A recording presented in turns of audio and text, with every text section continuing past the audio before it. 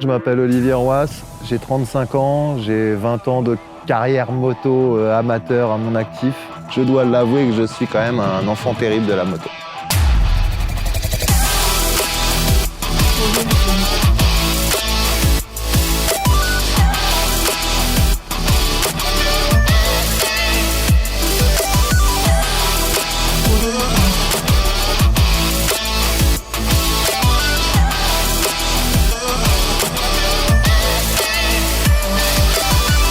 À mes meilleures années, j'avais le niveau national. J'ai eu quelques coupes, je pense une trentaine, un petit peu dans des ligues différentes. Et puis j'avoue que pour 2022, ce serait bien si j'arrivais déjà à faire un rallye et aller jusqu'au Dakar. Donc on a fait quand même beaucoup de motos tout seul, à vadrouiller sur les circuits. Après, on a d'autres challenges. Et moi, ma vie, elle tourne autour des challenges. Et le challenge, c'est de faire un rallye et de montrer que ouais, c'est possible. Un bon amateur avec un bon niveau qui réfléchit, il n'est peut-être pas obligé d'aller au tas. Je ne vais pas gagner le Dakar, hein, c'est pas ce que je dis. Mais moi, je me dirais, c'est pas impossible, je rentre dans les 20. Hein. Mon gros point fort sur la moto, c'est l'endurance. Je suis capable effectivement de pouvoir au moins passer 20 litres d'essence dans une après-midi si je suis tranquille sur un terrain. Je souffre pas physiquement. Le plaisir de rouler, pour moi, c'est tellement bon que je me sens pas fatigué, quoi.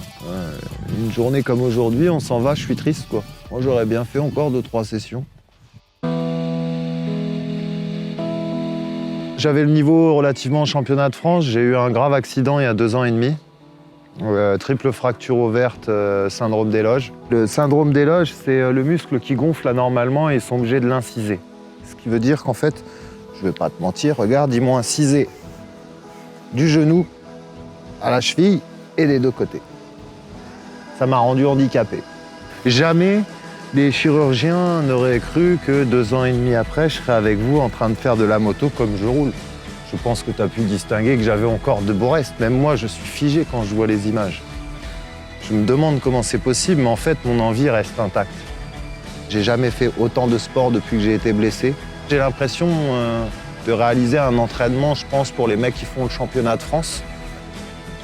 Si j'étais sûr de ne pas crever dans le rallye et de faire le rallye entier avec une moto de série, je ne demanderais rien du tout comme à ma grande habitude.